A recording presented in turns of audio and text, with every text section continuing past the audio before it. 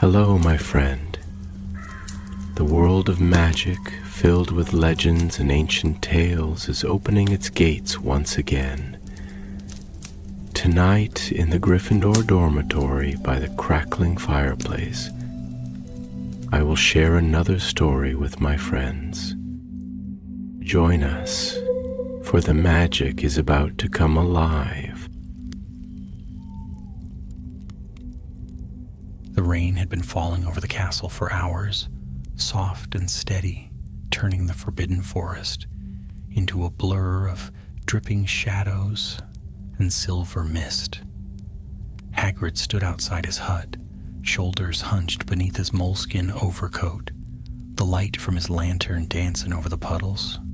Fangs snuffled at his boots, tail low, uneasy. Something wasn't right tonight.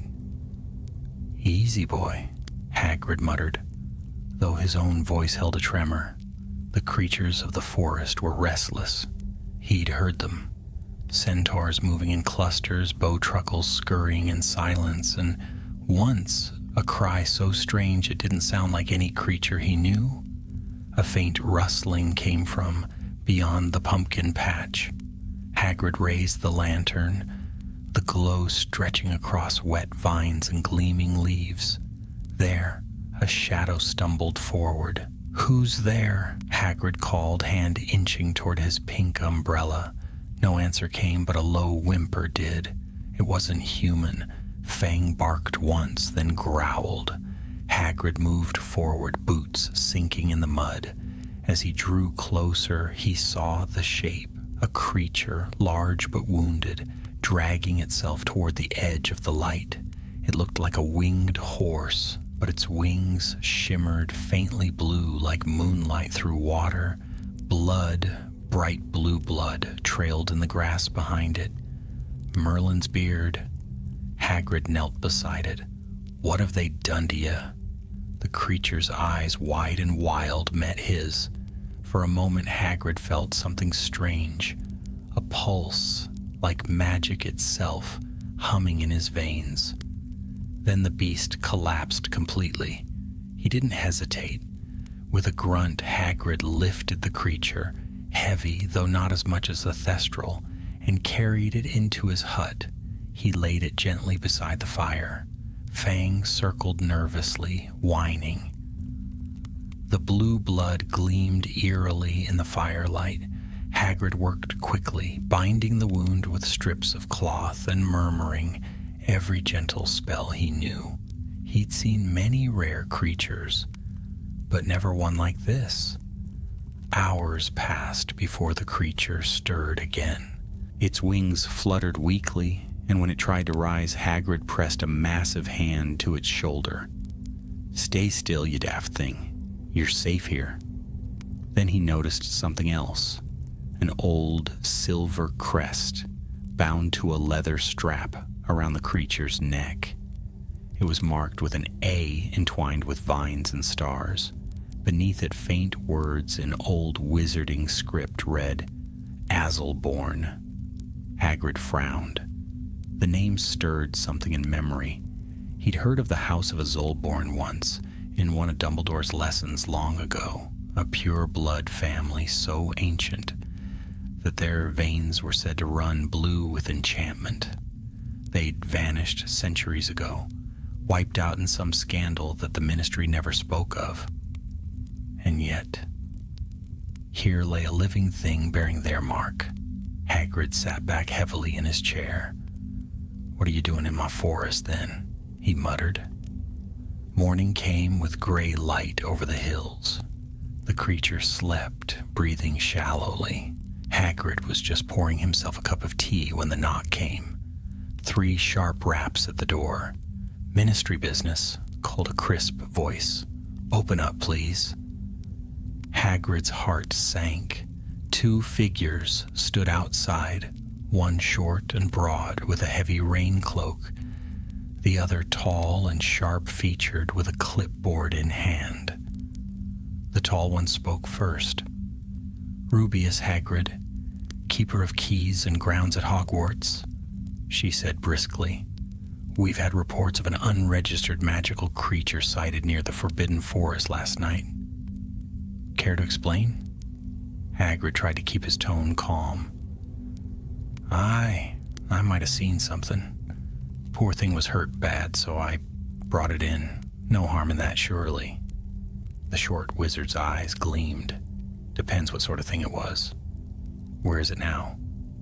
Hagrid hesitated. Fang whined again. It's resting, Hagrid said slowly. Wasn't attacking anyone, just hurt.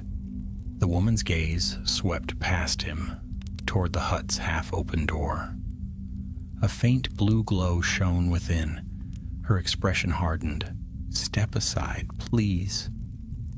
No need for that, Hagrid said quickly, moving his bulk to block the doorway. She's barely breathing. Let her be. Mr. Hagrid, said the tall witch, her voice turning cold. You know the law. Any unregistered creature of unknown origin must be reported immediately, especially if it bleeds blue. Hagrid froze.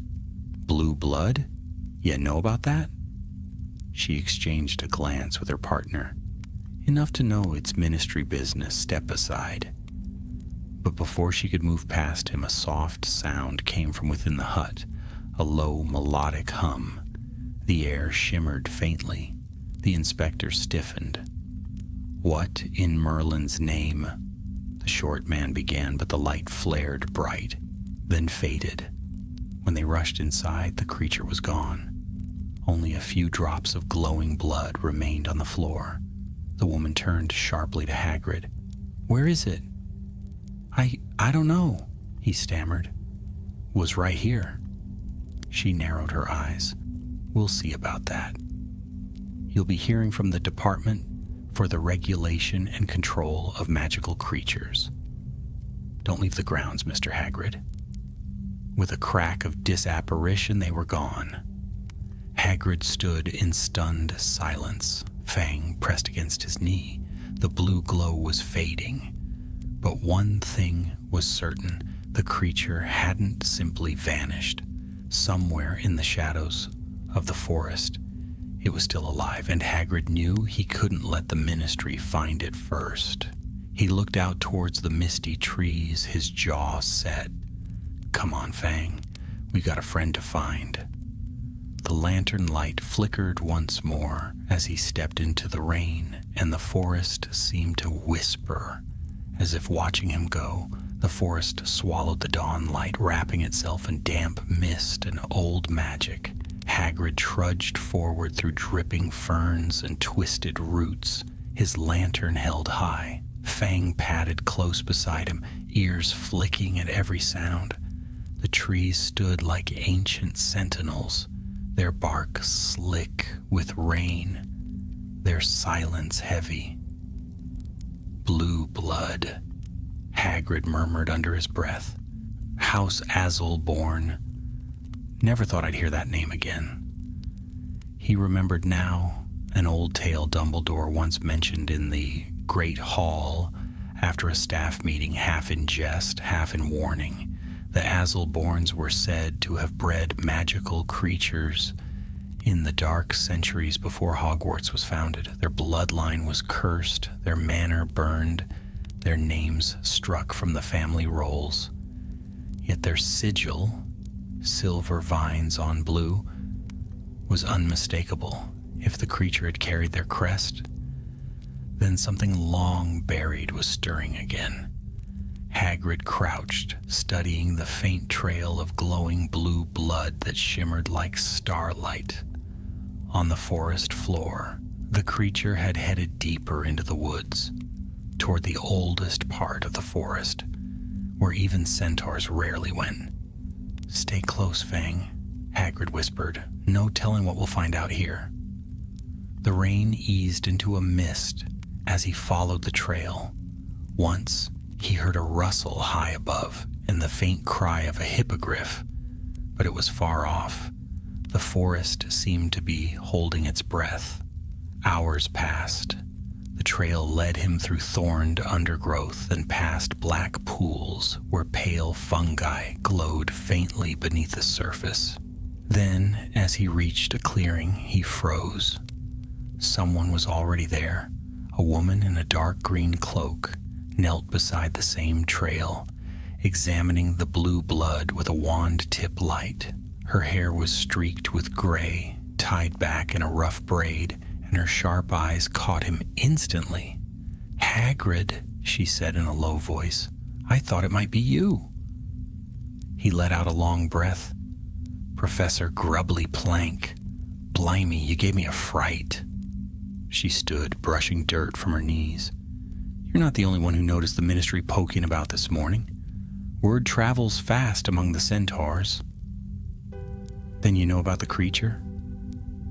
"I know enough to worry," she said grimly. "They're calling it an Azul-born beast. If that's true, then it's older than either of us, and worth a fortune to the wrong sort of wizard." Hagrid frowned. "I don't care about fortunes. I just want to keep it safe. Poor thing was bleeding something terrible." Grubbly Plank gave him a long look. "And if the Ministry comes after you again?" "I'll deal with them," he said simply. "She needs help. That's all that matters." For a moment the older witch hesitated. Then she nodded. "Very well, I'll help you find it, but we'll need to move quickly.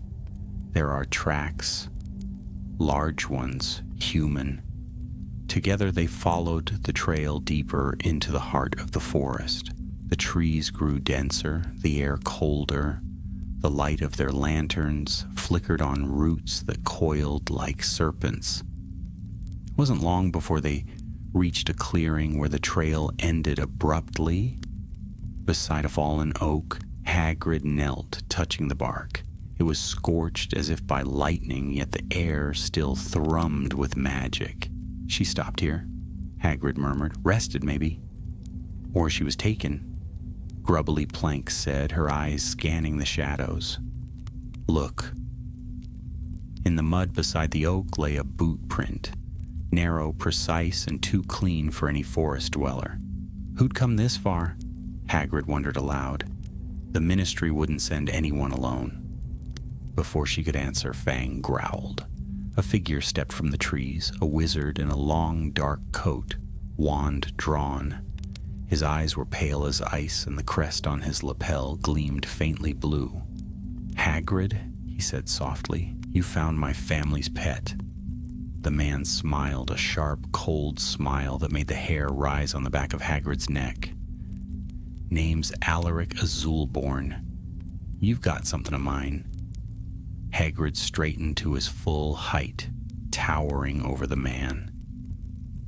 "If you mean that poor creature bleeding in my hut, she's gone.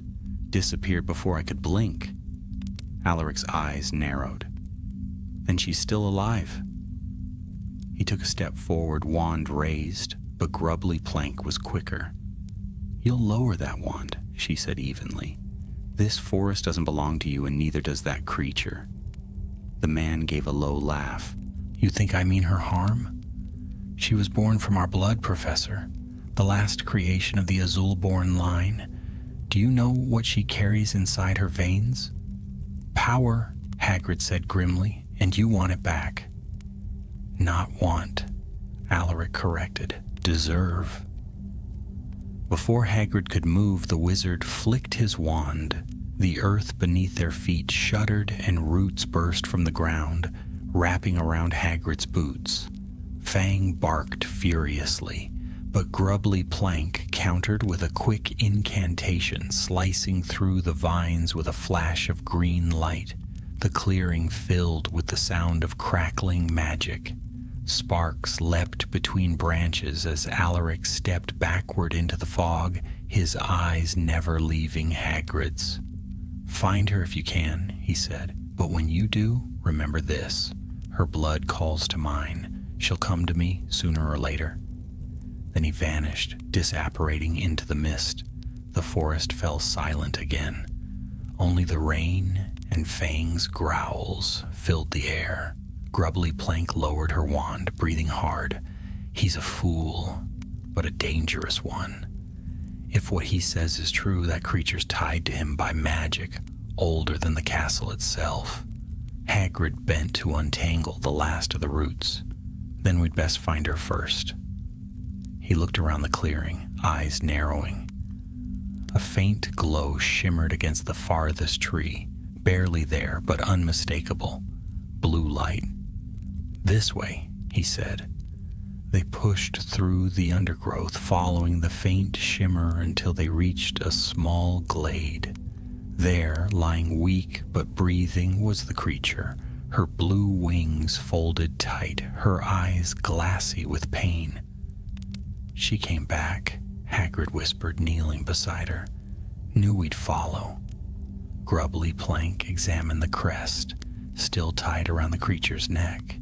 She's not just marked, she murmured. She's bound. This isn't a pet, it's a living sigil. If Alaric controls her, he controls whatever she's connected to. Then we'll break it, Hagrid said firmly. How? He looked toward the castle lights faintly visible through the trees. There's one man who might know. Dumbledore? Aye, said Hagrid, rising to his feet. If anyone can help her, it's him. He lifted the creature again, cradling her against his massive arm. Her wings flickered weakly, and for a heartbeat, Hagrid thought he heard a whisper. Not words, but something like a song, ancient and sad. He turned toward the path, Fang trotting beside him, Grubbly Plank following close.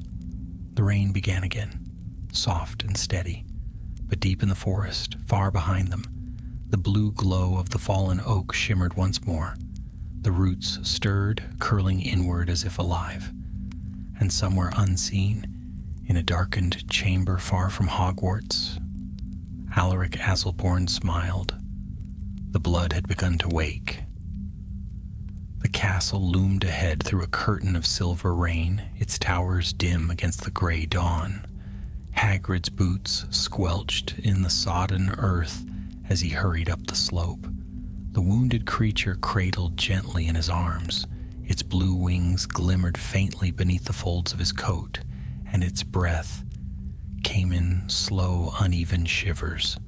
Fang trotted close, whining now and then, glancing up as if to ask whether his master truly knew what he was doing. Inside the gates, the air seemed calmer, as though the very stones of Hogwarts offered shelter from whatever shadow had taken hold of the forest. Still, Hagrid felt a strange unease. He'd seen odd things in his years, giants, dragons, acromantulas, but never magic that glowed like moonfire in a creature's blood. He knocked heavily on the great oak doors and waited, rain dripping from his tangled beard. A moment later, the door creaked open. Professor McGonagall stood there, wrapped in her tartan dressing gown, her expression shifting from irritation to shock. "Rubeus Hagrid," she began sharply. "What in heaven's name—" "No time, Professor," Hagrid interrupted, lowering his voice. "She's hurt bad, and I don't trust the Ministry to keep their noses out of it." McGonagall's eyes flicked to the creature's wings, and her tone softened. "Good gracious. I've never seen such a thing. Bring it in, quickly." They hurried down the corridors, past slumbering portraits who blinked awake as Hagrid passed. The castle smelled faintly of parchment and candle smoke, and the echo of their footsteps filled the long hall. At last they reached Dumbledore's office. McGonagall muttered the password, "Sherbet Lemon," and the spiral staircase began to move. Hagrid shifted the creature's weight and climbed, heart pounding. When the door swung open, Dumbledore was already there, standing beside the fire, as though he'd been expecting them. His blue robes shimmered faintly, and the faint smile on his face held both curiosity and concern. "Ah, Hagrid," he said softly. I wondered when you'd arrive, and I see you've brought a guest." Hagrid set the creature gently on a low couch. "Found her in the forest, Professor. Wounded bad, bleeding blue blood and all. Said she belonged to House Azelborn." At the mention of that name, Dumbledore's eyes grew grave. "Azelborn," he repeated, tasting the word as though it carried weight. "I had hoped that name would never surface again." McGonagall frowned. "I've heard whispers, Albus, old legends. But surely they were only that, legends?" Dumbledore knelt beside the creature, his long fingers hovering just above its silken wings.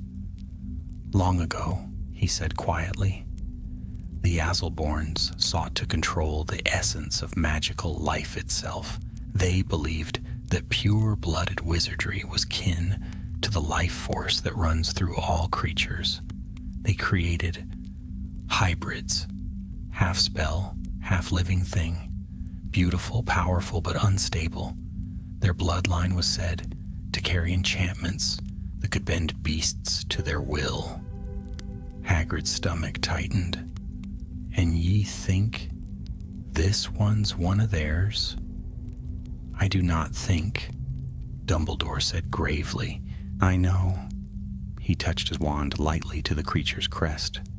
The air shimmered, and for a heartbeat, the sigil flared, silver vines twisting around a single blue flame. Then a faint voice filled the room, more a memory than a sound.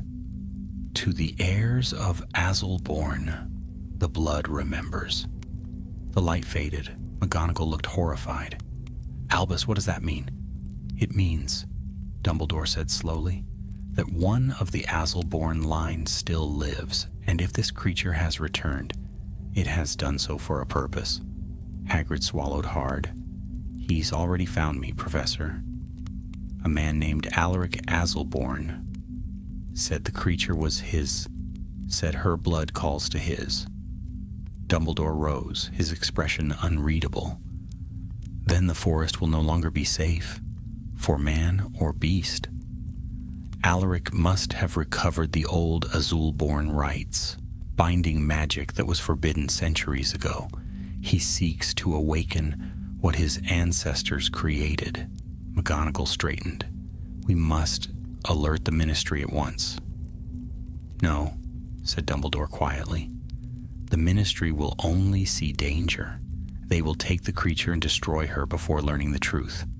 We must protect her, and Hagrid, you are the one best suited to do so." "Me?" Hagrid said, startled. "Indeed. No one knows the forest as you do, and few possess your gift for kindness toward those the world fears." Dumbledore's gaze softened.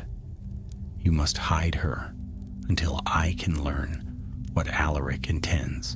If she is bound to his blood, she may also be the key to breaking his power." Hagrid hesitated. "Where should I take her?" "There is an old glen beyond the forest's edge near the ruins of the Moonwell," Dumbledore replied. "Few wizards know of it. The place is ancient, shielded by wild magic. She will be safest there." McGonagall gave a tight nod. "I'll see to it no one from the Ministry troubles you for now." Hagrid looked down at the creature. Her breathing had steadied, though her eyes fluttered as if caught in dreams. "I'll take care of her, Professor. You can count on that." "I know I can," said Dumbledore, a faint twinkle returning to his eyes. "But be cautious. The Azulborn legacy is not one to be trifled with." As dawn broke beyond the castle windows, Hagrid set out once more. The rain had eased to a fine mist, and the forbidden forest gleamed with hidden light. The creature stirred in his arms as they crossed the boundary of the grounds, her wings twitching faintly. By the time he reached the ancient glen, the mist had lifted. The Moonwell lay before him, a pool of silver water encircled by stones carved with runes so old even Dumbledore had never deciphered them. Hagrid laid the creature down beside the water's edge. "There you go, lass," he murmured. "Rest now, you're safe here." The creature opened her eyes, blue as starlight. For the first time she spoke, not in words, but in a voice inside Hagrid's mind. "He comes for me." Hagrid stiffened. "Who?" But she'd already drifted back into silence. Fang whimpered, ears pressed flat. The forest had gone still again. Not the peaceful kind of stillness, but the waiting kind. The kind that settles before a storm. Then came the sound. Faint at first, then growing clearer. The crack of branches. The low hum of approaching magic. Hagrid stood, drawing his pink umbrella and holding it like a wand. "Stay back, Fang," he said quietly. "Looks like we've got company."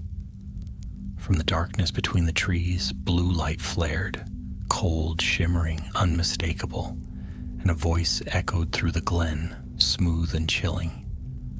"I told you, Hagrid," said Alaric Azulborn. "Her blood calls to mine." The moonwell rippled, its surface turning bright as liquid silver. The creature stirred once more, her wings unfurling in fear. Hagrid squared his shoulders. "You'll not take her," he growled. "Not while I draw breath." Alaric stepped into view.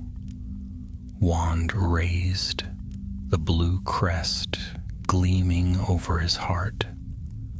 The forest whispered around them, ancient and awake, and as thunder rolled above the treetops, the first duel began, between a man who loved beasts and one who would rule them. Lightning split the sky above the glen, illuminating the figures that faced one another by the moonwell's edge. The rain had ceased, yet the air still trembled with the scent of thunder.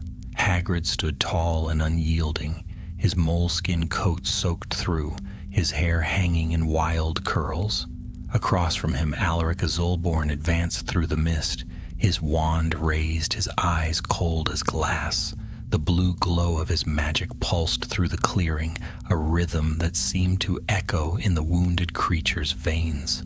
She whimpered softly, folding her wings close, her silvery blood glinting in the moonlight.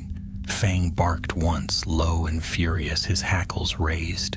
"You don't understand what you're protecting, half-giant," Alaric said, his voice calm, almost courteous.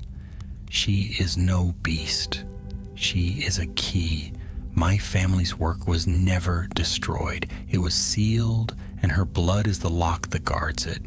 Whatever you think she's worth," Hagrid growled, "it ain't worth hurting her."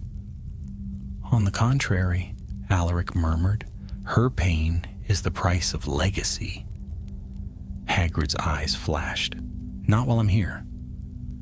Alaric's wand moved in a swift arc, and blue fire shot toward Hagrid like a whip. With a roar, Hagrid swung his umbrella, deflecting the blast into the wet earth. The ground hissed and smoked, and the trees shuddered as if in protest. The creature let out a frightened cry, and a sudden wave of energy burst from her body, sending both men stumbling back. The moonwell flared to life. Its surface rippled and rose like liquid glass, shapes forming within the silver depths, faces perhaps, or memories. The air grew heavy, thick with ancient power. "Stop!" Hagrid shouted. "You're scaring her!" But Alaric only smiled, his hair plastered to his forehead, his wand glowing brighter. "She's awakening," he said. "Can't you feel it? The Azulborn magic answers to her call." Then from somewhere behind Hagrid, a voice cried out, "Stupefy!" A jet of red light struck Alaric squarely in the shoulder, hurling him backward. He hit the ground hard, his wand spinning away into the mud. Professor Grubbly Plank stepped into the clearing, her cloak dark with rain, wand still raised. "You always did talk too much," she said sharply. "Glad you came," Hagrid panted. "He's after her. Wants to use her for some dark business." Grubbly Plank's eyes darted to the creature. "Then we'd best get her away from here. Now." But But Alaric was not finished. With a snarl, he lunged forward, snatching his wand from the mud. His cloak tore, revealing beneath it a silver amulet shaped like a serpent coiled around a blue gem. The gem burned with inner light, and the moment it touched the air, the creature screamed. The Moonwell's surface erupted in a burst of magic, spraying droplets of silver that burned like stars. A great wind howled through the glen, tearing at branches and sending leaves spinning. Fang yelped and pressed himself against Hagrid's leg. "Don't you see?" Alaric shouted above the roar. "She's bound to the Azul-born relics, this amulet, the sigil on her neck, the blood in her veins. Together they form the circle of dominion, and once the circle is complete, every magical creature in Britain will answer to me." Hagrid's fury rose like a storm. "You twisted, greedy fool," he thundered. "You don't deserve a single hair of her wings." He raised his umbrella, muttered a spell Dumbledore himself had taught him long ago, and slammed it into the ground. The earth trembled. Roots burst upward, thick and wild, curling around Alaric's legs. The wizard shouted and slashed his wand, sending sparks flying, but the forest itself seemed to turn against him. The ancient trees groaned as their branches bent low, hemming him in. "Go!" Hagrid bellowed to Grubbly Plank. "Take her! Get her to safety!" The professor hesitated, torn between duty and loyalty, but one look at Hagrid's face was enough. She conjured a floating stretcher of light, lifted the creature upon it, and guided it swiftly toward the shadowed paths of the forest. Alaric's voice rang out behind her. "You cannot hide her from me. The blood will lead me wherever she goes." The roots tightened, dragging him down to his knees. Hagrid loomed above him.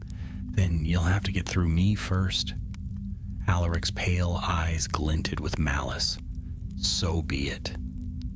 With a surge of dark magic, the amulet around his neck shattered, sending a shockwave through the glen.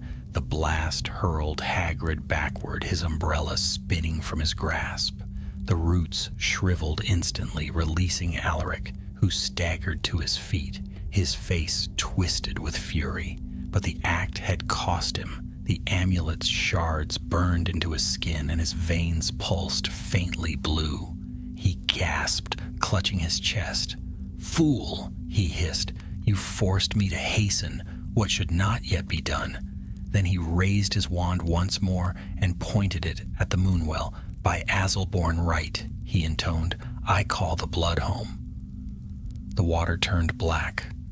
A beam of blue light shot upward, cutting through the clouds. The very air screamed. From deep within the forest came the answering cry of beasts, centaurs, thestrals, wolves, all stirred from their lairs by a power they could not resist. Hagrid rose shakily to his feet. "What have you done?" he cried. Alaric smiled through his pain. "I've awakened the bond. Soon all creatures will come, and when they do, I shall command them." But the forest was not his ally. The centaurs arrived first, emerging from the mist with bows drawn, their eyes bright with fury. Bane stepped forward, his voice like thunder. "You have disturbed the balance, wizard. The forest will not serve you." Alaric turned to face them, his expression one of triumph. "You will, in time, when the bond is complete." But the centaurs loosed their arrows. He deflected them with a swirl of his wand, yet the strain showed. The blue light flickered in his veins, the amulet shards glowing ever brighter. "Enough!" Hagrid roared, lunging forward. He tackled Alaric to the ground, the two men grappling amid the mud and rain. Alaric fought fiercely, strength unnatural for his size, his eyes blazing with feverish light. Then, crack, a flash of red light struck between them. Both men froze. Grubbly Plank had returned, her wand still raised, her voice shaking. "It's over," she said. Alaric's face twisted in rage. "You think you've won?" He raised his wand one last time, but before the spell could leave his lips, the Moonwell answered. Its black surface erupted again, not with light this time, but with shadow. It reached out like a living thing, wrapping around Alaric's form. He screamed, his body twisting, and in a heartbeat he was gone, drawn into the well's depths, swallowed whole. The forest fell silent. The rain returned, soft and steady. Hagrid stood over the place where Alaric had vanished, his chest heaving. "Is he—" Grubbly Plank shook her head. "Gone. Or trapped. Hard to say which." They both turned toward the forest, where the last echoes of magic faded into stillness. "She's safe for now," Grubbly Plank said, quietly. But if he spoke true, the bond he forged might not have died with him. Hagrid looked toward the darkened trees. Somewhere beyond them the creature waited, trembling, afraid, and maybe changing. He sighed heavily. "Then we'd best make sure she's not alone."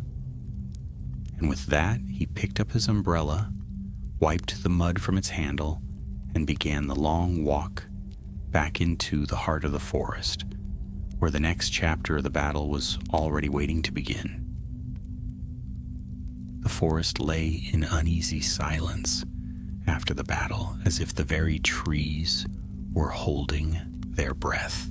The Moonwell shimmered faintly, its silver surface once more calm, though shadows still stirred beneath it like restless dreams. Hagrid stood for a long time by the water's edge, watching the ripples fade, Fang pressed close to his knee, whining softly. But even the dog seemed to understand that something dark had passed here, something not easily undone. "Come on, lad," Hagrid murmured at last. "We've got to find her." Professor Grubbly Plank walked beside him as they set out again through the dripping ferns. Her face was drawn and pale, though her voice remained steady. "Whatever that man awakened," she said, "it's not over. The forest feels different, older somehow, as though something ancient has stirred beneath its roots." Hagrid grunted. "Aye, feels like the place is watching us." They pressed on through the trees, the mist thick and cold around them. Once or twice Hagrid thought he saw movement between the trunks, a flicker of blue light or a shape gliding just out of reach, but each time it vanished before he could call out. Hours passed. The rain eased, replaced by a soft wind that whispered through the leaves. Then, as they reached the edge of a wide hollow, Fang froze and barked once. "There," said Grubbly Plank, pointing ahead. The creature lay in the clearing, wings half open, breathing shallowly. Her silvery blood no longer glowed, but her body trembled as though fighting some inner storm. When Hagrid knelt beside her, her eyes flicked open, and he saw to his horror that faint blue light still pulsed in their depths. "Easy now," he said gently, brushing a hand along her neck. "You're safe. He's gone." But she didn't seem to hear him. Her gaze was fixed on the trees beyond, as if listening to something only she could sense. Then, from far off, came a cry, the deep, haunting bellow of a centaur's horn. Others answered it, echoing through the forest. The air grew thick with the sound of hoofbeats. "They're coming," Grubbly Plank said, "and they don't sound pleased." Moments later, the centaurs appeared, a dozen of them emerging from the shadows with bows drawn. Bane led them, his dark hair braided with vines, his eyes burning with anger. "Hagrid," he said coldly, "you have brought ruin upon our forest. The balance trembles. The stars burn with warning. "Now hold on," Hagrid began, but Bane raised a hand. "The creature you protect bleeds with cursed light. Every tree feels it. Every creature stirs because of it. You think to shelter her, but you bring danger to all." "She ain't cursed," Hagrid said fiercely. "She's been hurt, used by that wizard, Alaric Azelborn. She needs healin', not huntin'." "Her blood sings with the same song that woke the beasts," Bane replied. "Already the unicorns have fled. The thestrals circle restlessly. Darkness walks beneath the roots." Grubbly Plank stepped forward. "Then help us stop it. The creature's power may still be bound to the Azulborn line. If we can sever that link." Bane's eyes flashed. "Sever magic older than the forest itself? Foolishness." But another centaur, a younger one named Ronan, spoke softly. "And yet, the stars speak not only of doom, but of choice. Perhaps this creature carries the end of the curse, not its beginning." Bane turned to him sharply, but Ronan's gaze remained steady. "Let us see where her path leads before we strike her down." The leader hesitated, then lowered his bow. "Very well. But the forest will not wait forever. If the curse spreads, we will act." With that, the centaurs vanished again among the trees, their hoofbeats fading like distant thunder. Hagrid exhaled heavily. "Blimey, I thought we were done for." Grubbly Plank looked down at the creature. "We may yet be. She's weakening. Whatever bond ties her to that man, or to his bloodline, is still alive." Hagrid frowned. "Then we've got to find where it leads." He glanced down at the faint crest still bound around her neck. The silver vines gleamed faintly, as though pulsing with their own heartbeat. Hagrid's eyes narrowed.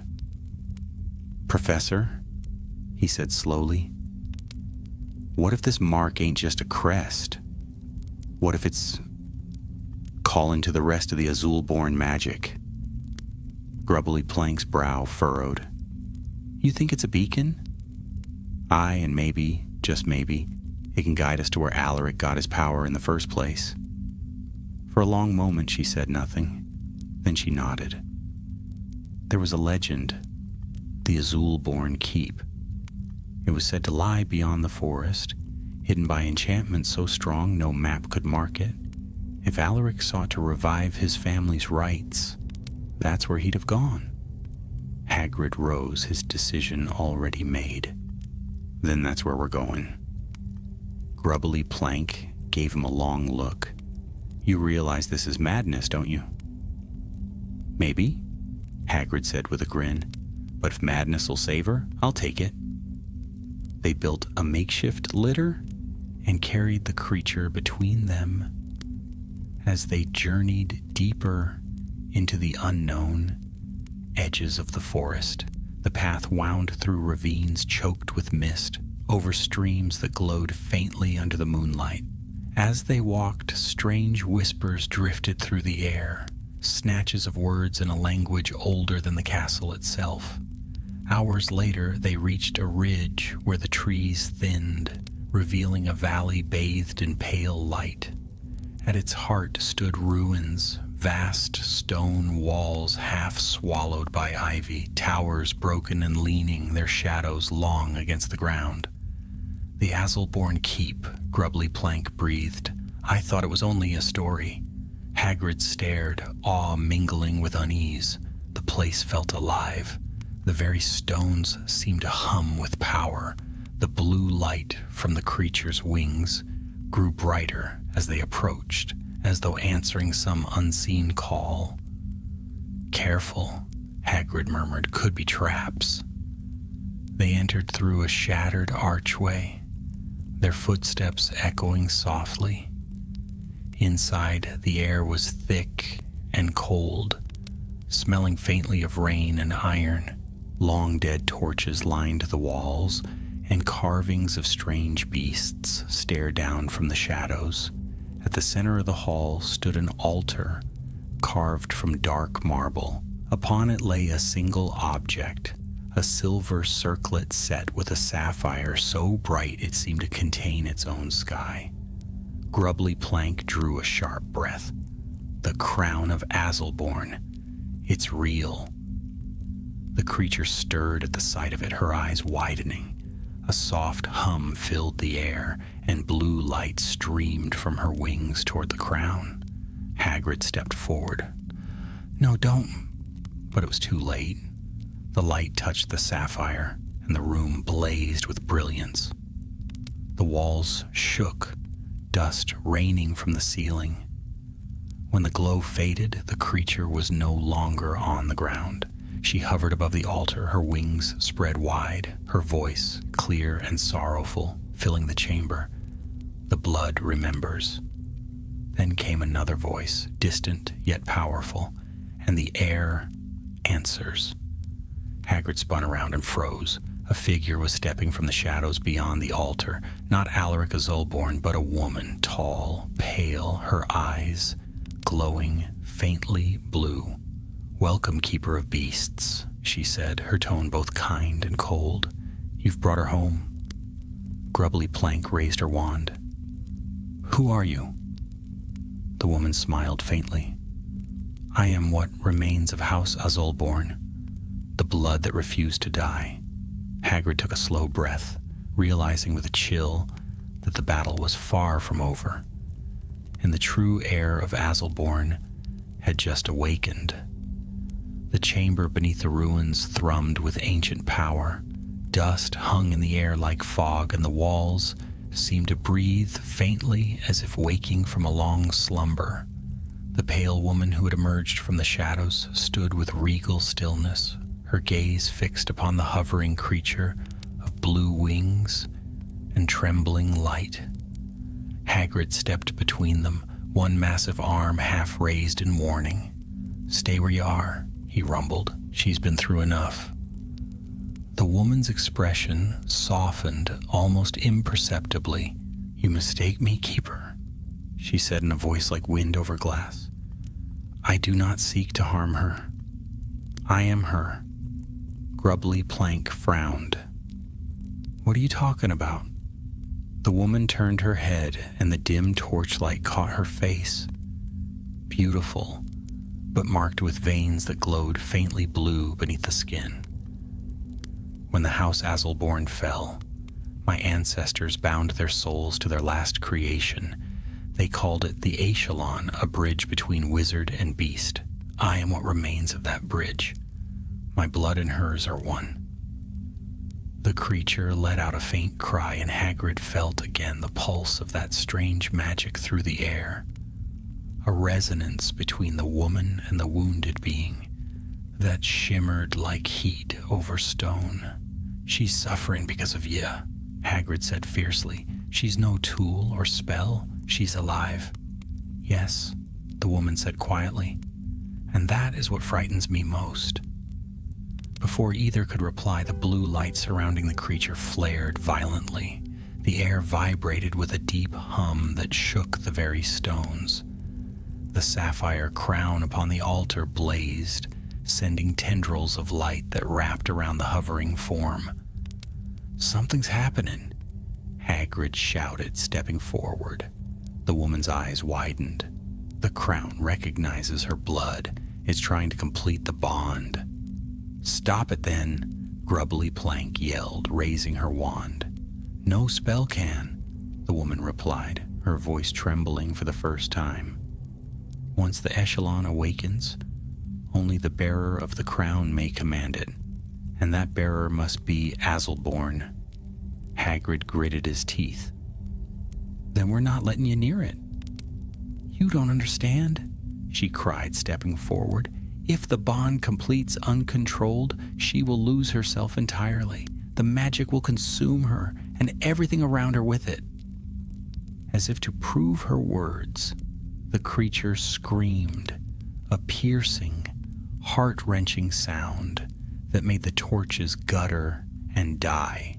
The floor cracked beneath their feet, and raw energy surged outward. Hagrid was thrown backward, slamming into a pillar. Fang yelped, scrambling for cover. When Hagrid staggered to his feet, he saw the creature writhing midair, her wings unfurling in arcs of blue flame.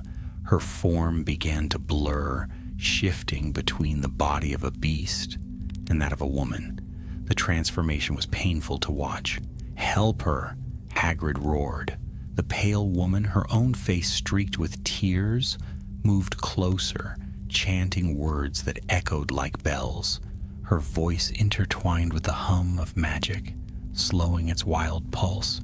"You must choose," she whispered to the creature, "form or freedom, blood or life." The creature stilled. For a heartbeat, silence filled the room. Then softly she spoke. "I choose neither. I choose myself." The sapphire crown shattered.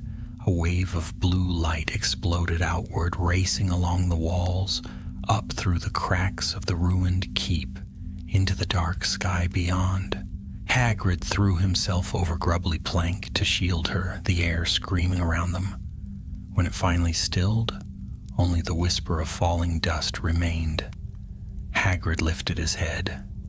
The altar was split in two, and where the creature had hovered, there now stood a girl.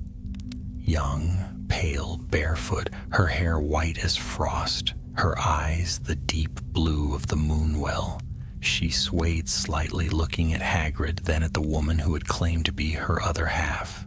"It's over," the girl said softly. "The bond is broken." The woman smiled faintly, though her face seemed to grow fainter by the second. "Then my purpose is done." "No!" the girl cried, reaching out, but the woman only shook her head. "You have freed us both. Live now, child, as your own." Her form dissolved into light, drifting upward like mist until it was gone. For a moment, none of them moved. Then Hagrid cleared his throat, his voice rough. "Well, that was something." The girl looked up at him, her expression solemn. "You saved me?" Hagrid blushed beneath his beard. "Nothing of the sort, just did what was right."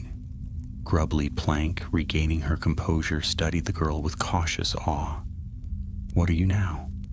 The girl tilted her head, considering. "I'm not sure," she said slowly, "but I can feel them. All the creatures in the forest. Their hearts, their fear, their peace. It's as if they've been waiting for me to wake."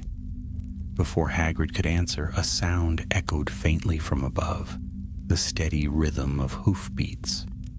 "The centaurs," Grubbly Plank murmured.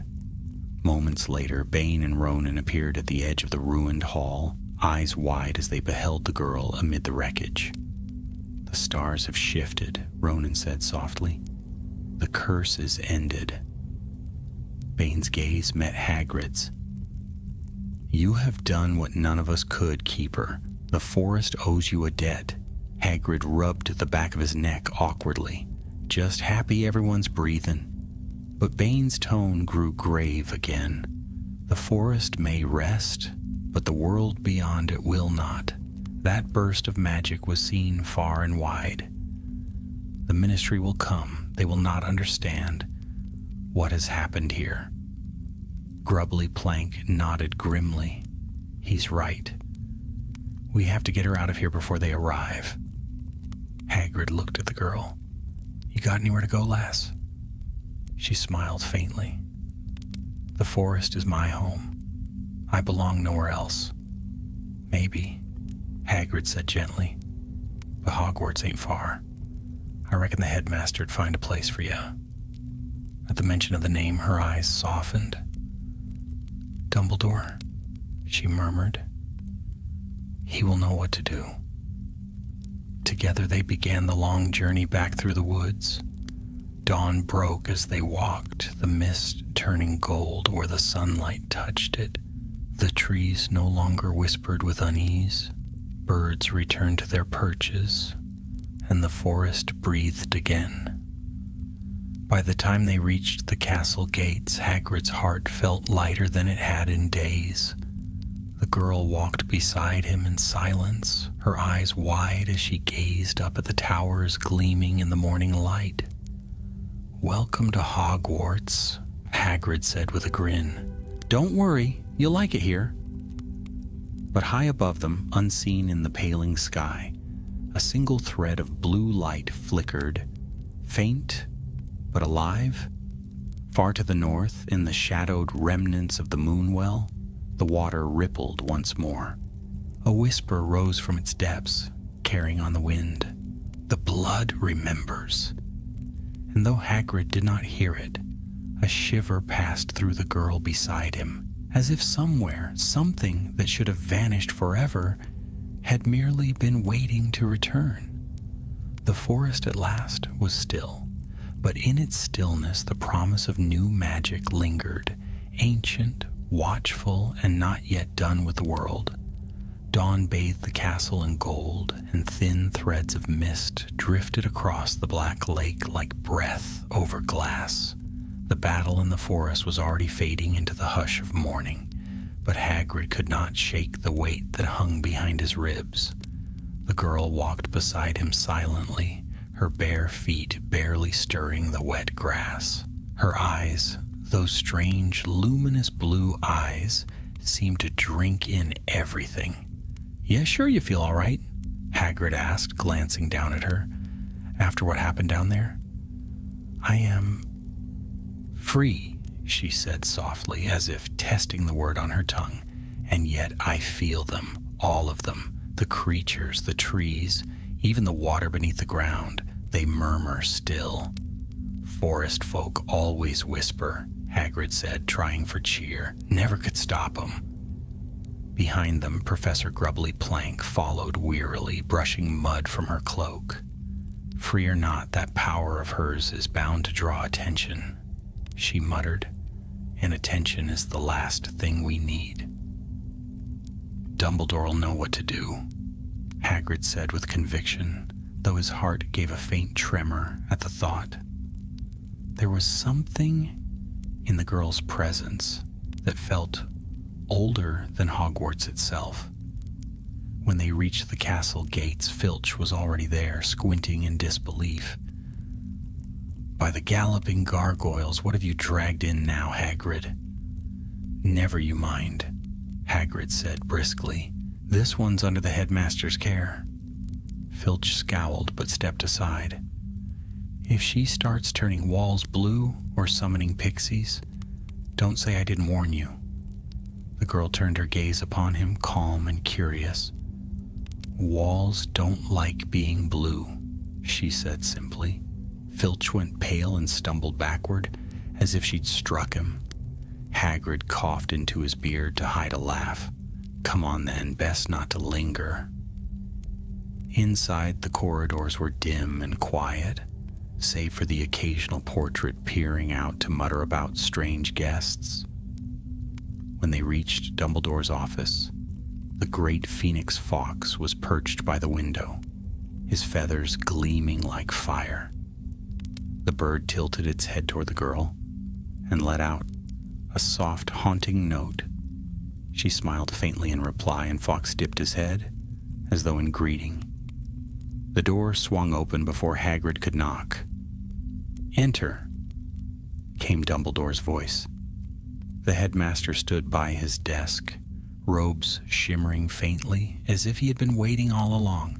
His eyes moved from Hagrid to the girl, and a long silence followed. "So," he said at last, "the forest sends me a child."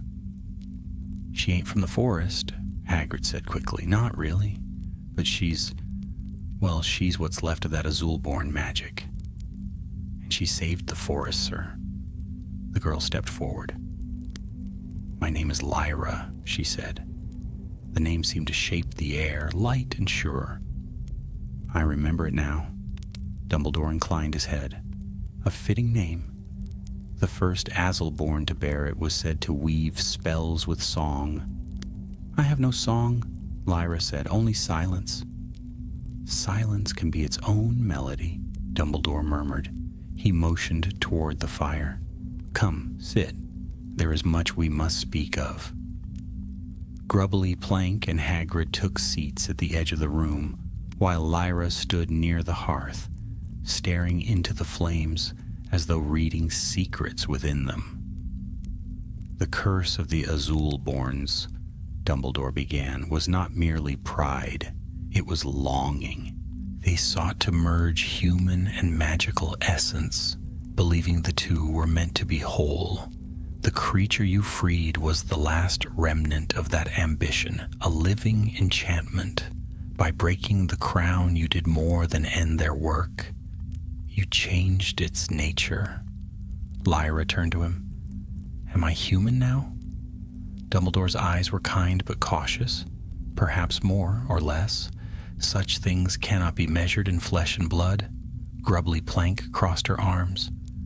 "And what are we to do with her, Albus? The Ministry will come asking before long." "Yes," Dumbledore said quietly. "They already are."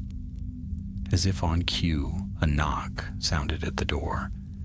It opened to reveal two figures in dark cloaks, the same Ministry inspectors who had come to Hagrid's hut days before.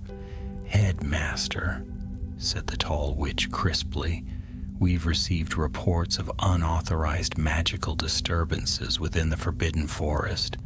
The Department for Regulation and Control demands an explanation." Dumbledore smiled serenely. "And of course, you shall have one." Her gaze flicked to Lyra. "Who is this child?" "A visitor," Dumbledore replied. "She has suffered greatly, and will rest here under my care." The witch's eyes narrowed. "Under your care, Headmaster? Or under your protection? The reports mention blue light, Azulborn magic. That line was purged from the records for good reason." Hagrid bristled. "Watch your tone. She's no threat." The shorter wizard stepped forward. "No threat. The forest erupted with wild magic. The centaurs are in uproar. The moon well destroyed. We'll be taking the girl into custody for examination." "Over my dead body," Hagrid growled. But Dumbledore raised a hand. "Peace, my friend. There will be no need for such dramatics." He turned to the inspectors, eyes twinkling faintly. "If the Ministry demands an examination, then let it be one of truth. Lyra, would you permit them a glimpse of who you are?" Lyra looked from him to the inspectors, then nodded. She stepped forward, her bare feet silent on the stone floor. Placing a hand over her heart, she closed her eyes. A soft hum filled the room. Light blossomed from her skin, not blinding, but gentle, like the first glimmer of dawn. It swirled around her in rippling patterns, and within it, faint shapes appeared. Unicorns, thestrals, bowtruckles, all manner of creatures that lived within the forest. They circled her in silent harmony before fading into mist. When the light vanished, the inspectors stood frozen, their faces pale. "She carries no corruption," Dumbledore said quietly. "Only balance. The forest itself bears witness." The tall witch swallowed hard. "We'll need to report this." "I would expect nothing less," Dumbledore said. "But perhaps you might also report that not all ancient magic seeks destruction." The inspectors exchanged uneasy glances, then bowed stiffly and left without another word. When the door closed, Dumbledore turned back to Lyra. "You see, my dear, even peace can sow unease among those who do not understand it." "I don't wish to frighten anyone," Lyra said. "And yet you must exist as you are," Dumbledore replied. "Perhaps in time they will see what I already do." "What's that, Professor?" Hagrid asked. "That she is not the end of Azulborn magic," Dumbledore said softly. "She is its redemption."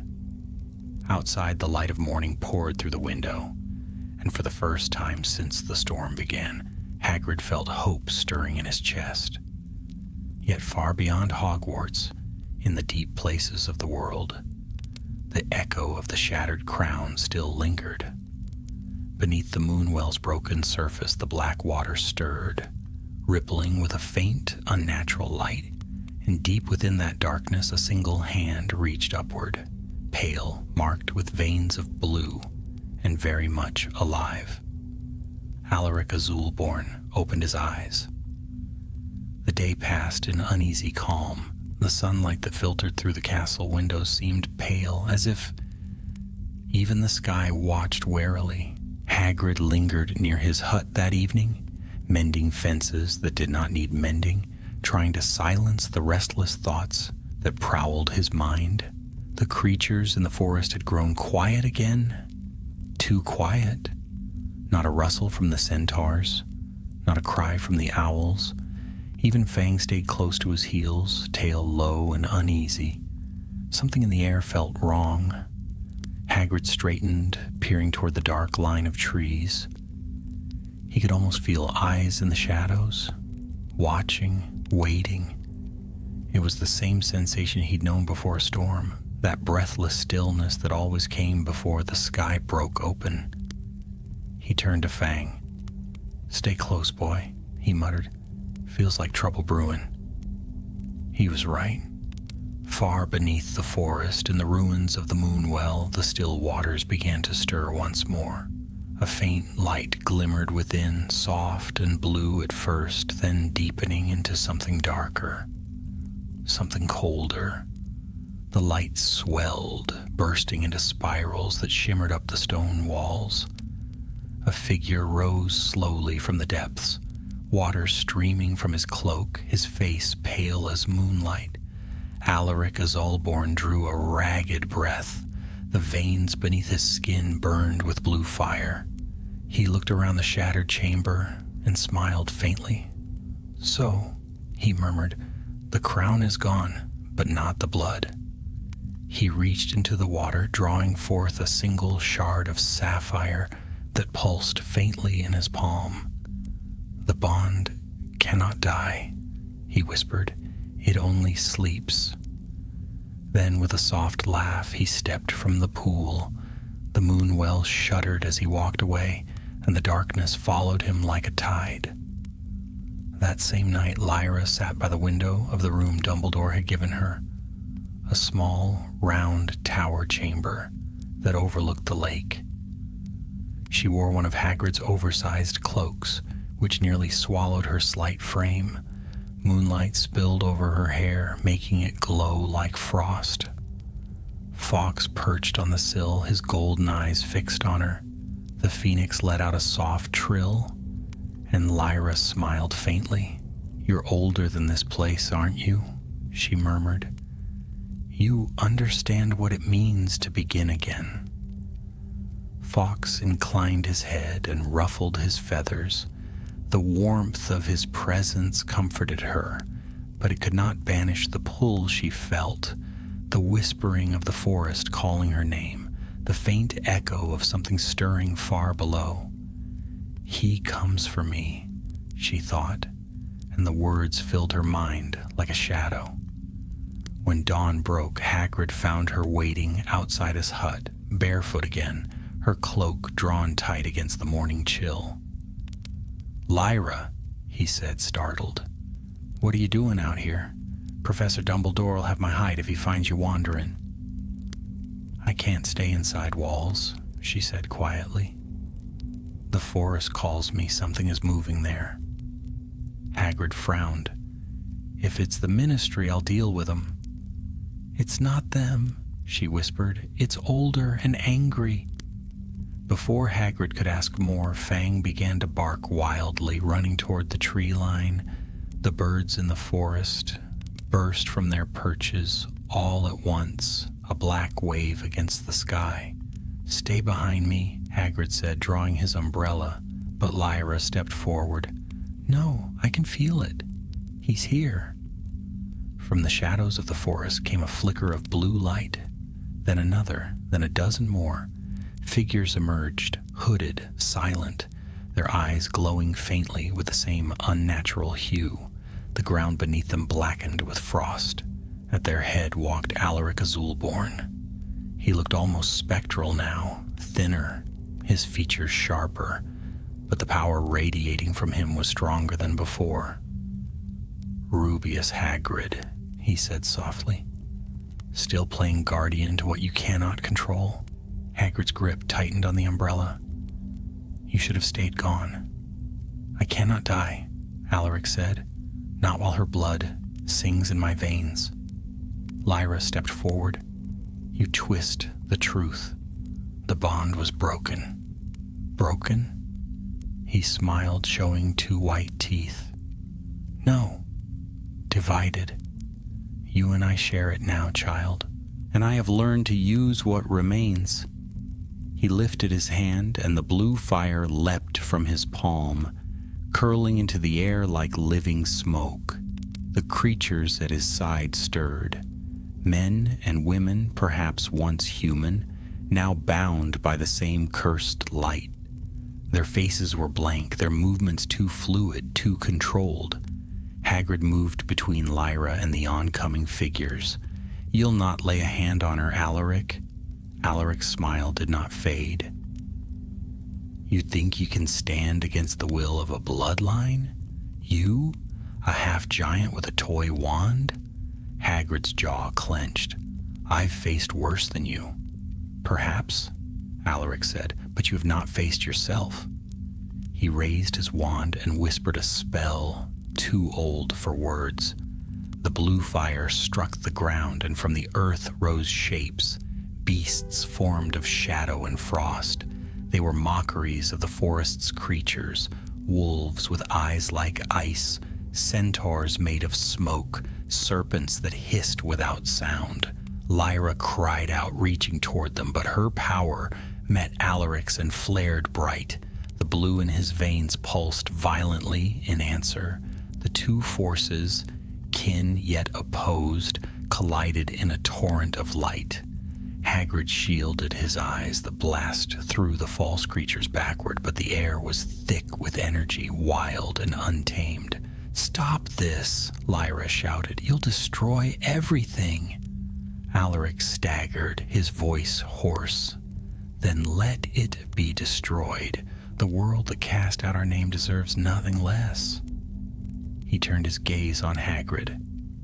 "You would defend them? These wizards who mock what they do not understand?"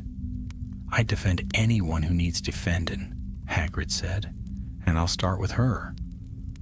The ground trembled as he stepped forward. With a swing of his umbrella, he released a burst of scarlet light that sent one of the shadow beasts sprawling. Another lunged, and he struck it down with his fist. But there were too many. They surged around him, snapping and clawing, and Hagrid fought with all his strength, but still, they pressed closer.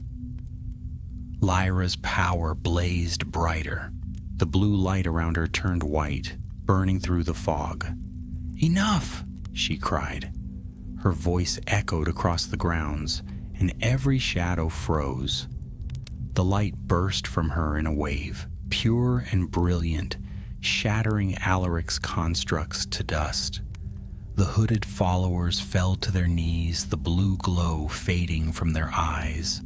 Alaric stumbled, clutching his chest. The veins of light along his arms flared and dimmed. "You can't." "I can," Lyra said, "because I am not your blood. I am my own." She stepped forward and touched her palm to his chest. There was no hatred in her eyes, only sorrow.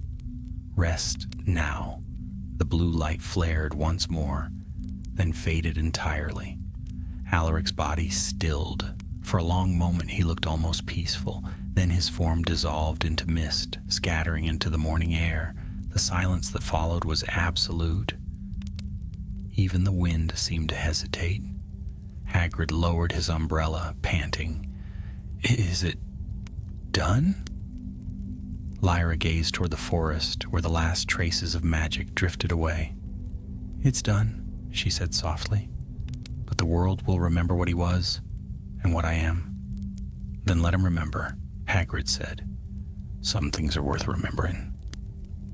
She smiled faintly and looked toward the sunrise cresting over the castle. The light turned her eyes to silver. "Thank you, Hagrid," she whispered, "for believing I could choose." Before he could answer, the wind stirred again. Not cold this time, but gentle. The trees swayed, and 100 unseen creatures moved through the branches. The forest had woken once more, alive and whole. Lyra stepped toward the tree line, her hair lifting in the breeze. "They need me," she said. Hagrid's throat tightened. "You'll come back?" She looked back and smiled, the kind of smile that belongs to both worlds. "The forest will always know where to find me." And then she was gone, vanishing into the mist and the dawn. Fang pressed against Hagrid's leg, whimpering softly. "Aye," Hagrid murmured, eyes fixed on the place she disappeared. "I'll see you again, little one. I reckon the world ain't done with ye yet." Above the forest, the sunlight broke through the clouds, and though the storm was gone, the faintest trace of blue shimmered still on the horizon, quiet, eternal, and full of promise. Weeks passed and autumn deepened over Hogwarts. The forest, once heavy with fear, now rustled with life again, the rustle of bough truckles, the soft tread of centaurs, and the gentle whisper of the trees as they healed. The storms had ceased, the Moonwell's curse undone, and yet a strange melancholy lingered in the air. Hagrid felt it most of all. He still tended his pumpkins and his creatures, but his gaze often drifted toward the dark tree line, waiting for a glimpse of silver hair or the faint shimmer of blue light that never came. Fang, ever faithful, would sit beside him with his chin on his paws, both of them listening for footsteps that did not return. Dumbledore came to visit one evening, his cloak trailing faintly over the damp grass. "You're watching for her again?" he said gently. Hagrid sighed, rubbing a hand over his beard. "Can't help it, Professor. She said she'd come back. Feels wrong not knowing where she's gone." "Sometimes, Rubius," Dumbledore said, "the most powerful magic is not what stays, but what departs. She was not meant to be bound to walls or wands. She belongs to something older than we can name."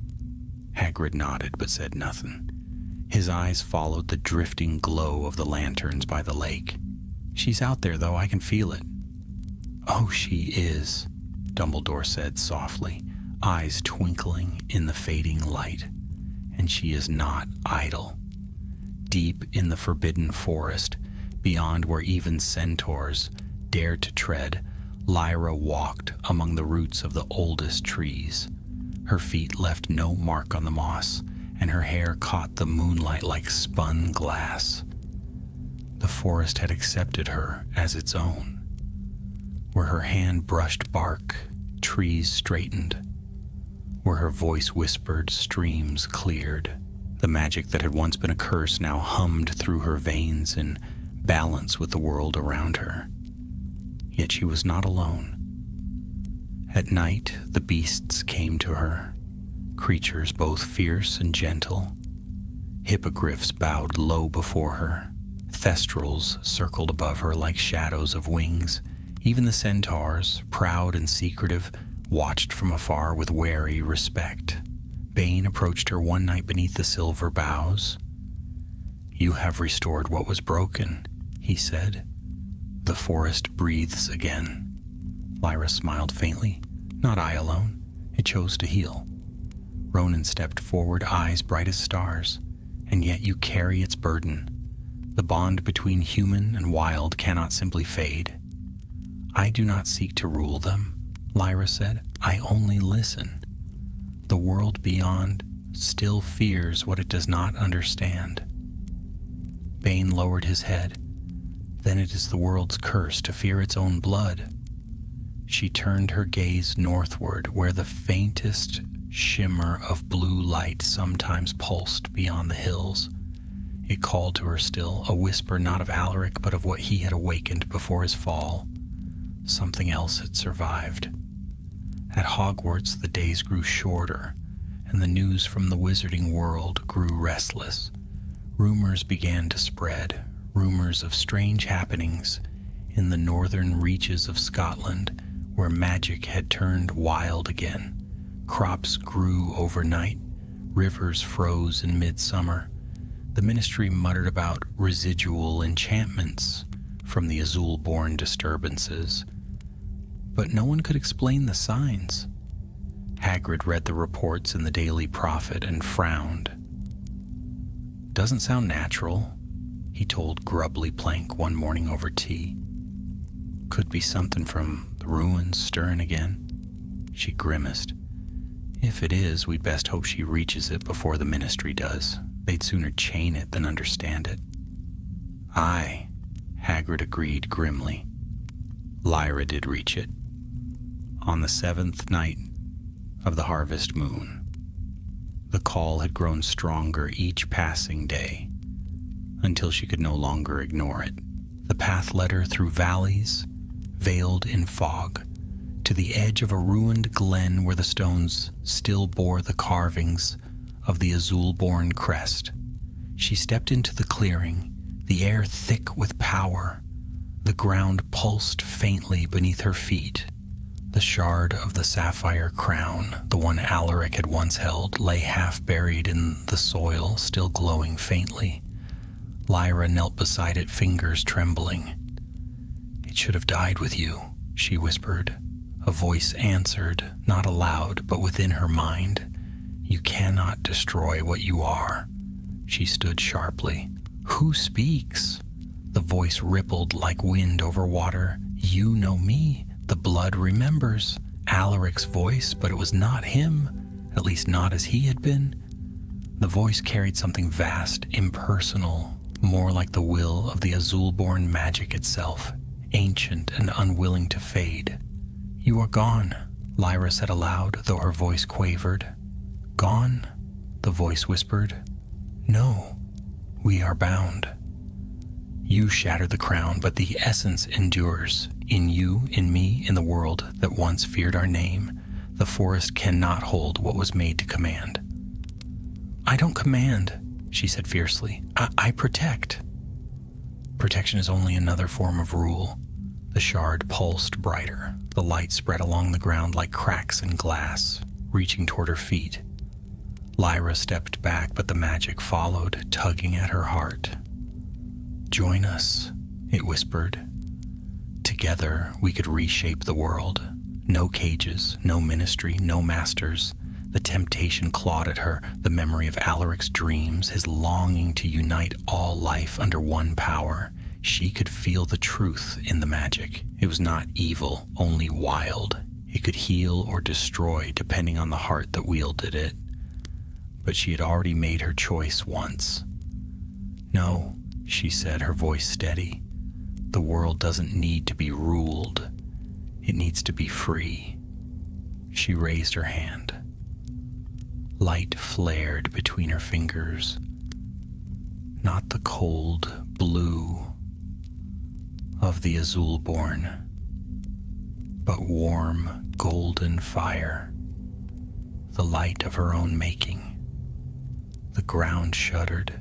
The sapphire shard cracked, then split with a sound like thunder. Blue light erupted from it, colliding with the golden glow from Lyra's hand. The two magics twisted together, raging like storm and sun. The forest for miles around shook. Hagrid, woken from sleep, ran to his door just in time to see a column of light rise from beyond the hills, a pillar that pierced the clouds and turned the night sky to dawn. He shielded his eyes. "Lyra," he whispered. In the clearing, the light reached its height, and Lyra felt herself torn between two forces, the blood that called her to power and the heart that longed for peace. She thought of Hagrid's kindness, of Dumbledore's wisdom, of the creatures who trusted her. She thought of choice. Then she released everything. The blue and gold light fused, exploding outward in a wave that swept across the land. When it faded, the shard was gone. The carvings on the stones melted into the earth, leaving nothing but quiet grass and moonlight. Lyra stood alone, trembling. The whisper in her mind was silent at last. She looked to the sky, where the stars had returned.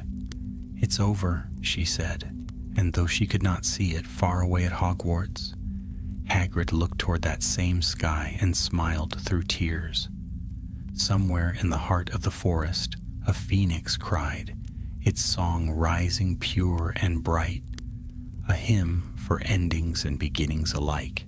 The forest slept once more, and peace, fragile but real, settled over the world. But in the deepest roots of the earth, where ancient magic never dies, something stirred, a faint echo, neither dark nor light, waiting for the day it would be called again. Winter descended upon Hogwarts like a silvery cloak. The first snows dusted the turrets and grounds, and the black lake froze in gleaming sheets that caught the moonlight like glass. Students huddled near common room fires, whispering stories of the strange light that had flared weeks before in the northern sky. None could agree on what it meant. Some said it was a new star, others a remnant of old, forbidden magic.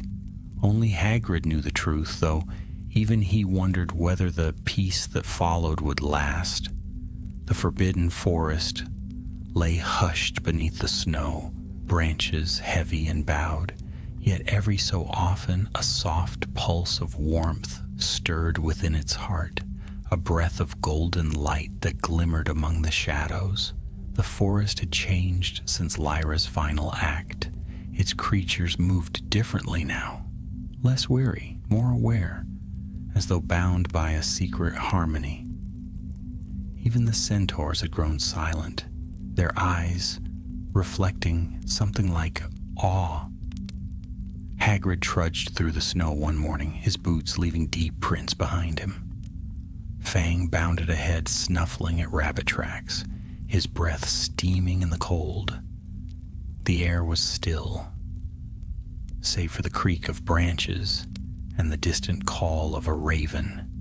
He paused by the edge of the woods and looked out toward the hills beyond. Every time the wind shifted, he fancied he could hear faint singing, soft, wordless, almost human. "Reckon that's you, lass," he muttered into his beard. "Sing into the trees again." Back at his hut, a fire crackled merrily and the kettle whistled. He poured himself a mug of tea, staring absently out the window. The Daily Prophet lay open on the table, its headline bold. Unexplained, magical surge. Still unsolved, Ministry denies cover-up beneath it, smaller letters added. Experts believe rare natural phenomena responsible. Hagrid snorted. Natural, eh? That's one way of saying they haven't got a clue. A knock came at the door. Before he could rise, the door opened and Professor McGonagall entered, wrapped in her winter cloak. "You've read the morning edition, I see." "Aye," Hagrid said. "Don't like the sound of unexplained phenomena. Always means they're looking for someone to blame." McGonagall set down a small bundle wrapped in parchment. "The headmaster asked me to deliver this. He believes it belongs to you." Hagrid blinked. "To me?" She unwrapped the bundle. Inside lay a pendant of smooth stone carved into the shape of a feather. Its surface shimmered faintly gold, like firelight trapped in crystal. "It was found near the edge of the forest after the incident," McGonagall said. "Dumbledore thought you might recognize it." Hagrid touched the pendant gently. It was warm to the touch. A strange calm spread through him, mingled with the faintest echo of laughter, a voice he could almost hear. She left it, he murmured.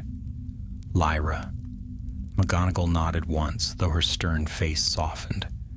He said it was a gift, or perhaps a promise. Hagrid held it close, his great hands dwarfing the delicate thing. I'll keep it safe. You always do, McGonagall said, then turned toward the door. Oh, and Hagrid. Try to stay out of the forest after dark. There are still strange movements being reported. The Ministry has begun sending patrols. He grunted. Aye, I'll be careful. But that night, as snow fell thick and silent, Hagrid found himself walking once more among the trees. He carried his lantern high, the golden pendant tucked beneath his coat. The forest glowed faintly under the moon, every branch rhymed with frost. Halfway to the Moonwell's ruins, Fang stopped, growling low. Hagrid froze. Ahead, faint shapes moved between the trees, 3 figures, cloaked and hooded, their wands lit by pale blue flame. Ministry, Hagrid muttered, blasted fools. He followed quietly until he caught fragments of their whispers. Readings spiked again last night, one said. Same energy pattern as before. Could be the remnant of the Azulborn artifact, another replied, or someone trying to use it. Or, the third voice said grimly, something alive. Hagrid's stomach twisted. He crept closer until the snow crunched underfoot. The figures turned sharply, wands raised. Who's there? Easy, easy, Hagrid said, raising both hands. It's only me. Recognition flickered across one of their faces, the tall witch who had once come to his hut. Keeper of keys, she said coldly. Still meddling where you shouldn't, I see. Forest's my home, Hagrid said evenly. If it's stirring, I've got a right to know why. She lowered her wand slightly. You may get your wish. There's something here, something old. It's not gone, whatever you think you ended. At that, a wind swept through the clearing, scattering snow into spirals. The lantern light flickered wildly. From deep within the woods came a faint hum, the same low tone that had haunted Hagrid's dreams since the night Lyra vanished. The Ministry wizards turned, wands ready. It's here, one whispered, but Hagrid stepped forward, the pendant blazing suddenly against his chest. No, he said softly, she's here. The humming deepened, and a glow spread through the trees, not the cold blue of Alaric's magic, but golden light, warm and living. It rolled over them like a tide, filling the air with whispers of leaves, wings, and the rush of unseen rivers. The Ministry wizards staggered backward, shielding their eyes. Then the light coalesced into a figure, a girl's silhouette woven from fire and starlight. Lyra, her voice carried through the wind. You must not seek to bind what is free. The world is whole again. Let it rest. The witch stared, her eyes wide. By the Founders, she's real. Lyra turned her gaze to Hagrid. Guardian, she said softly, the forest still remembers your promise. He felt tears prick his eyes. I never forgot, lass.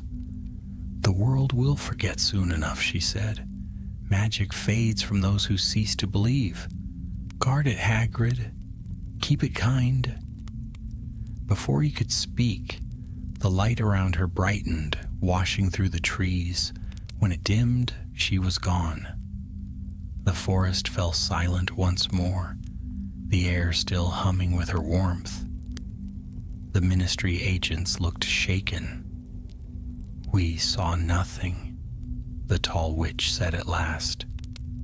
Officially. Hagrid nodded. Reckon that's best. They turned and disapparated, leaving him alone in the clearing. Fang whined softly, pressing close to his leg.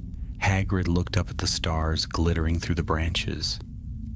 Goodbye, Lyra, he murmured. The forest'll be safe, I promise." As he walked back toward the castle, the golden pendant glowed faintly beneath his coat. Behind him the forest sighed, neither in warning nor in sorrow, but in peace. Winter deepened and snow covered every trace of the night's wonder. But sometimes, on the quietest evenings, when the moon shone just right and the lake was still as glass, a soft golden light would flicker between the trees, and those who walked close enough to hear might swear they caught the sound of laughter, the laughter of a girl who had become part of the forest itself, and of a friendship that would never fade, not while Hogwarts still stood beneath the stars. Spring came to Hogwarts like a spell of renewal. The snow melted from the castle's eaves, the lake thawed to glass, and the forbidden forest, long scarred by shadow, bloomed again with strange, ancient beauty. New vines crept along the old oaks, their leaves touched with gold where sunlight fell. Creatures of all kinds, some thought extinct, were seen once more at the forest's edge, and even the centaurs spoke in tones less grim. Yet peace, though real, had its undercurrent of mystery. The Ministry's patrols had ceased, driven away by the forest's quiet watchfulness, but rumors grew in their absence. Students whispered that the Forbidden Forest was haunted by a girl of light who could calm even the fiercest beast with a glance. Some claimed to have seen her walking the lake shore on misty nights, her hair silver as moon water. None dared follow. Hagrid, however, knew the truth. He spent his days much as before, teaching, mending fences, caring for his creatures. But there was a new patience in his step, a softer note in his laughter when he spoke to his students about respect for living things. There was always a moment when his gaze drifted toward the forest, as though remembering someone unseen. One evening, as dusk deepened and the castle lights flickered to life, Dumbledore came to visit him. The headmaster's robe shimmered faintly with twilight's hue, and his half-moon spectacles glowed with reflected firelight as he entered the hut. "You've been busy, Rubius," he said warmly. "The hippogriffs look rather content these days." Hagrid chuckled, setting aside a mug of tea. "They've been peaceful since winter, like the whole forest's breathing easier." "Ah," Dumbledore murmured, taking a seat. "Peace is a rare visitor, especially when bought with sacrifice." They sat in companionable silence for a time, the only sound the crackle of the hearth. Finally, Hagrid spoke. "Professor, do you reckon she's still out there? Lyra, I mean?" Dumbledore's eyes gleamed. "I suspect she is. Not as we knew her, perhaps. The forest itself seems to sing with her presence. Magic of that kind does not vanish. It merely changes shape." Hagrid nodded slowly, his gaze thoughtful. "She told me once she could hear the beasts' hearts. Maybe she's listening still." Dumbledore smiled. "And perhaps guiding them in her own way. Every age has its guardians, Hagrid. You were one for her, as she is now for the forest." At that, Hagrid's eyes shone. "I only did what anyone should." "Precisely," said Dumbledore, rising. "That is what makes it extraordinary." After the headmaster left, Hagrid stepped outside, the night air cool on his face. The stars shimmered like frost across the heavens, and the forest loomed vast and dark before him. Somewhere in its depths, an owl called. He lifted the pendant that still hung from his neck. The feather of stone Lyra had left him. It glowed faintly in his palm, warm even in the chill air. "Hope you're all right, lass," he murmured, "wherever ye are." For a heartbeat the wind shifted, the lantern by his door flickered, and a soft golden shimmer passed through the trees. The sound that followed was not quite wind, not quite bird song, a familiar laugh, distant and clear. Hagrid smiled. "I thought so." He returned inside, humming to himself, and the door shut gently behind him. Far away, beyond the bounds of any map, deep in the untouched wilds of Scotland, the ruins of the Azulborn Keep stood once more in silence. Spring vines wound through the fallen stones, and the air shimmered faintly with lingering magic. There, among the ruins, a single tree had begun to grow.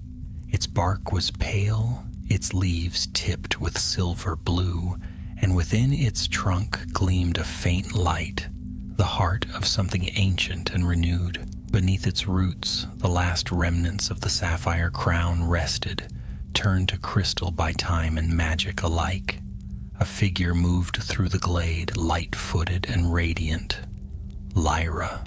Her feet left no prints upon the moss, and where she passed, flowers unfolded. Her eyes were neither wholly human nor wholly other. They reflected the living world itself. She paused before the new-grown tree and placed her hand upon its bark. The touch sent ripples of warmth through the ground, and the faint hum of the forest rose in answer. "All things find their balance," she said softly. From above, a cry echoed, the sharp, bright call of a phoenix. Fawkes descended in a flare of crimson and gold, perching upon one of the branches. His plumage glowed against the night, his eyes wise and kind. Lyra smiled. "You found me?" Fawkes bowed his head and sang, his voice filling the glen with sound. It was not the mournful cry of endings, but the song of new beginnings, the same song that had once echoed in Dumbledore's office, the song of life reborn from ashes. When it faded, Lyra lifted her face to the stars. "Tell him," she whispered. "Tell Hagrid I remember." The phoenix spread his wings and took flight, vanishing into the distance, his trail a fading comet of flame. Lyra turned back to the tree, resting her palm against it. Beneath her touch, the leaves glowed brighter as though capturing the starlight itself. The forest shifted around her, alive with motion.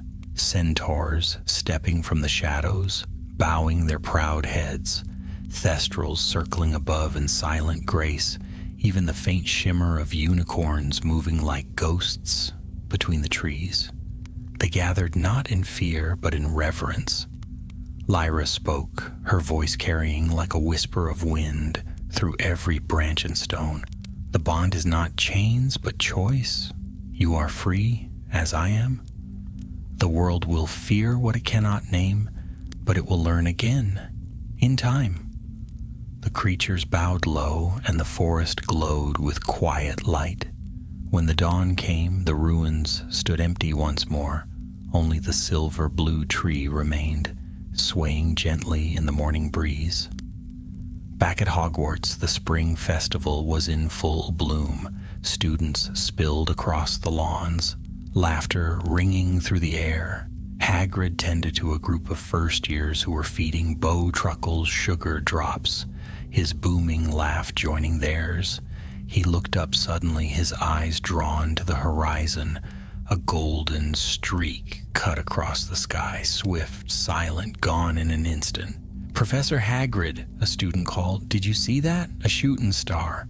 Hagrid smiled, the corners of his eyes crinkling. "Aye," he said quietly, "that's just what it was." He turned back to his students, his voice bright.